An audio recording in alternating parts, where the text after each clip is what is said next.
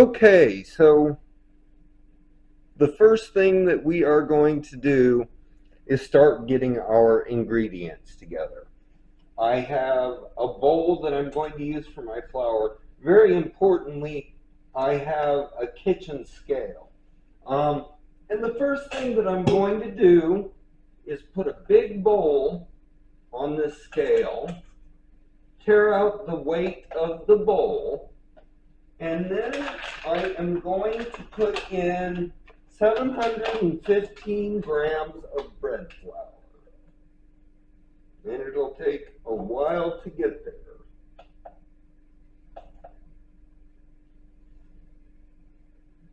And if you're wondering what we would say in America for 715 grams, that's about 5 cups.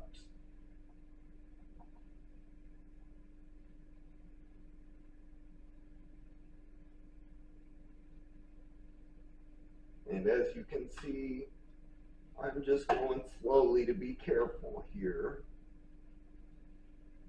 And we're getting close. I've got 713 grams. That'll be close enough. Now, we also need to get 15 grams of sugar. Okay, so now we've got our flour and our sugar. And we will need some yeast. Now, this is active dry yeast, and that is what we use for this particular recipe. I'm not very experienced with making bread, but I've made this recipe a few times, and it's just gotten better every time I made it. Now, we are going to measure out 15 grams of yeast as well. You can be a gram or two over, it's not a big deal. Now we need to get 12 grams of salt. Just be careful, don't overshoot your mark too much, like I just did. Too much salt will kill your yeast. Okay, there we've got our 12 grams of salt. Get some more space. Okay. Now we need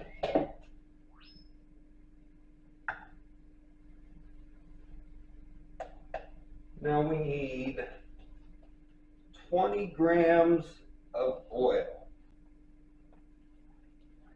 20 grams of vegetable oil. And I'm a little over, but that's okay. Now, the next step that we're going to do is blooming. And what blooming requires is that you get some moderately temperate water, and you get your water and your sugar and your yeast mixed together.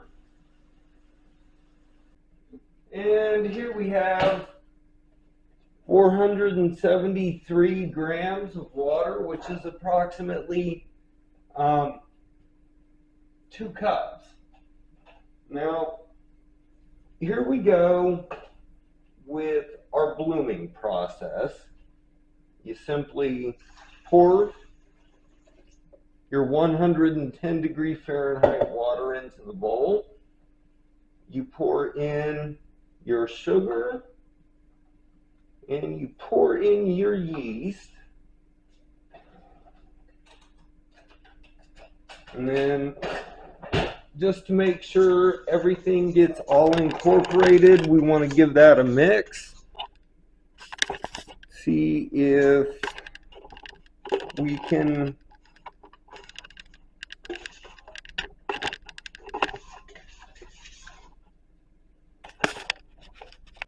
Okay, so we're back after about 10 minutes, and I don't know if you can tell the difference, but before this, the yeast, water, and sugar just looked like brown water that you wouldn't want to drink.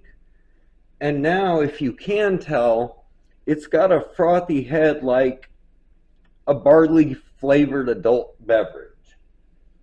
And the first thing that we're going to do is we're going to add our salt, our oil,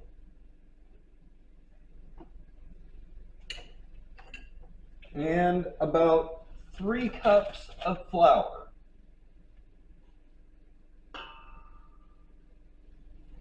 So that'll be 3/5 of the flour that you got pretty much. And make sure you get the flour into the bowl of your mixer in a pretty evenly distributed method. And now we're going to put the dough hook in, and we are going to run on low speed for about 2 minutes. Now, occasionally, you'll want to come along and turn it off. Just scrape down the sides of your bowl to make sure that the flour is getting incorporated. And now we go back to mixing. And right now, this looks really wet, but that's because we don't have all the flour in yet. Okay, so right now it's starting to look like pancake batter. I'm going to turn it off. I'm going to raise the hook and scrape down the flour from the side of the bowl again.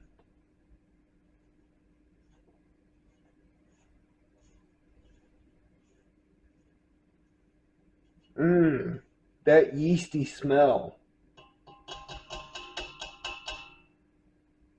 And now we are going to put in the approximately 2 cups worth of flour left. And this is going to take our dough from something that looks like pancake batter to something that looks like bread dough. And if you spill a little bit, not a huge deal. Just go back down there. And if you're using a stand mixer like this, you're going to want to run it for about 6 minutes at low, or maybe even medium low.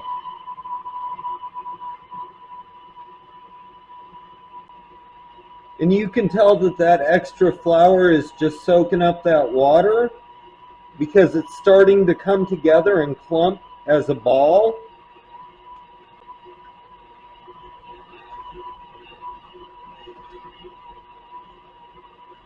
Occasionally, just like before, you'll want to come in, scrape down the sides of the bowl, want to make sure all that flour is getting worked into the dough.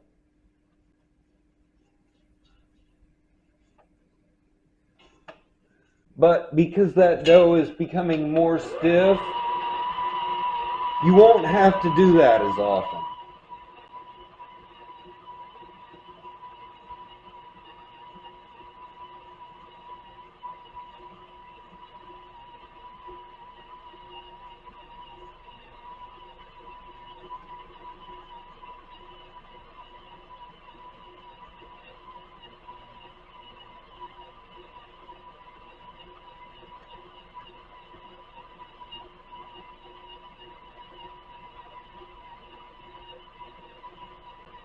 And the longer and longer this kneads in your stand mixer, the more coherent the dough is going to become, the more it will pull away from the side of the bowl. And that's a good sign that you're getting near the dough that you want. It's getting close now. About the only part of this that is still sticking to the bowl is at the very bottom. And that's a good sign that your kneading is almost complete. You can kind of see what it looks like there. See how very, very much of what's there is already surrounding the dough hook, and what's left is pretty much just sticking to the bottom of the bowl, waiting to be caught up on the dough hook.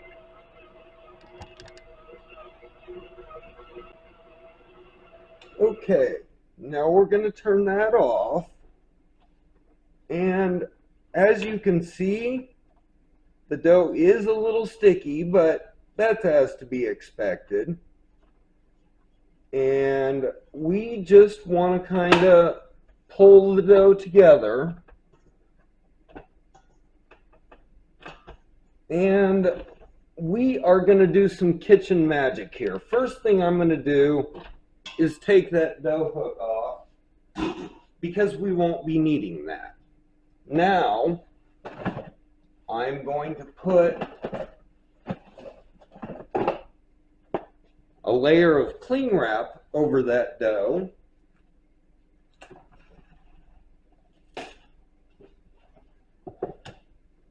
Because we don't want anything nasty from the external environment getting into the dough while it rises.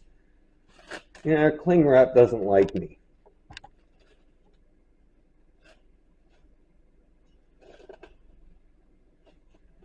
And then, as a treat, I'm going to put this on time lapse so you can watch it rise.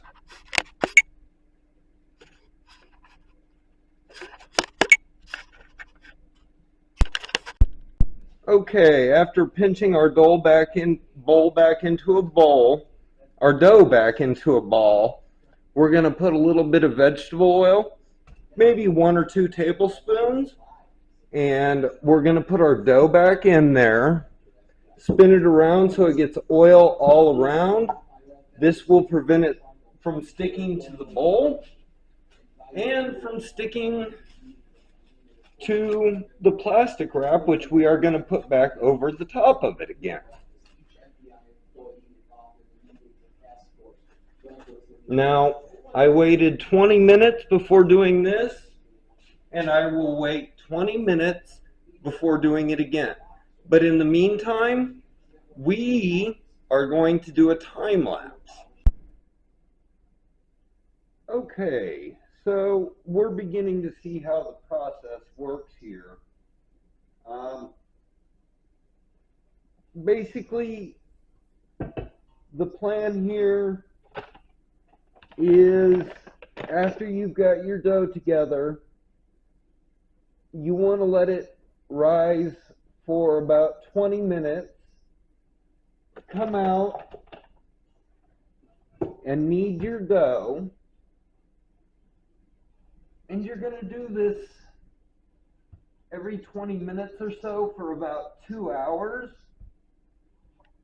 Now, this is my 3rd time working the dough, and I think you've pretty much got an idea of what exactly you need to do by now. So, until I am ready to cold proof my dough, I'm going to continue to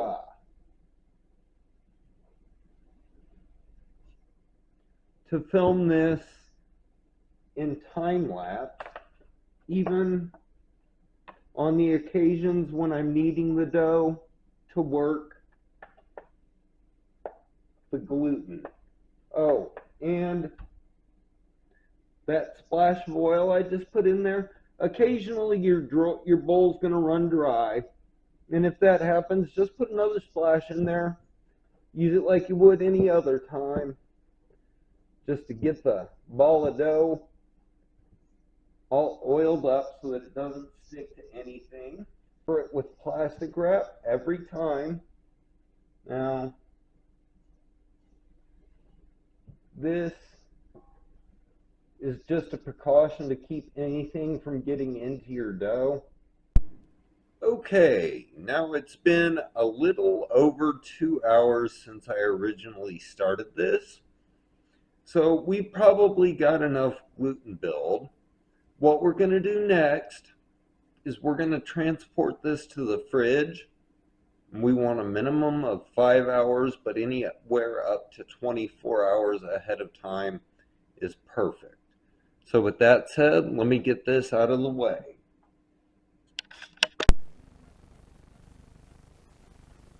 Okay, so we are back about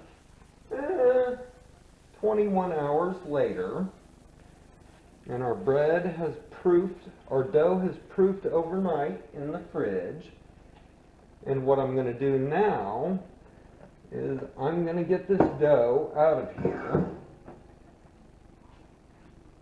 And I want to punch it down. Get all the extra CO2 out of there, carbon dioxide.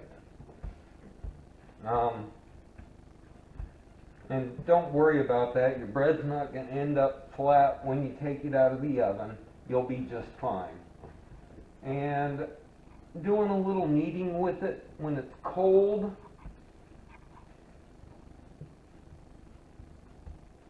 Okay.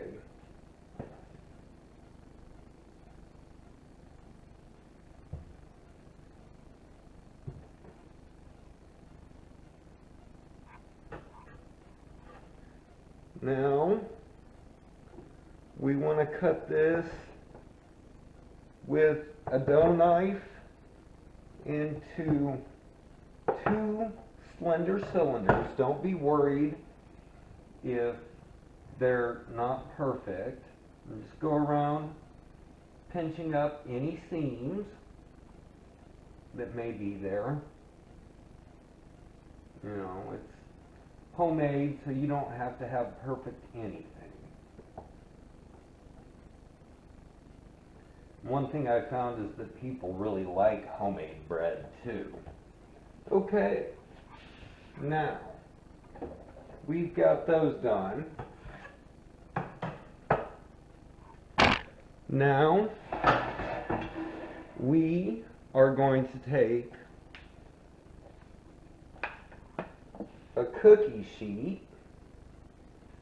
We're going to put some oil on here. We're going to grease this pretty lightly.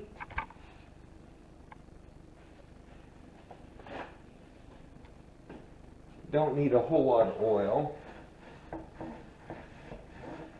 Just enough to keep things from sticking. And what's actually going to do most of our lubrication is we're going to put down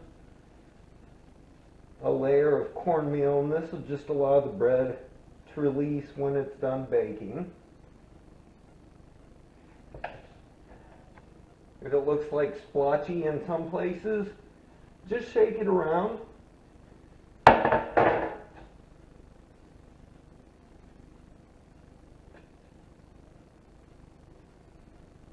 And if you don't get it perfect the first time, it's not a big deal.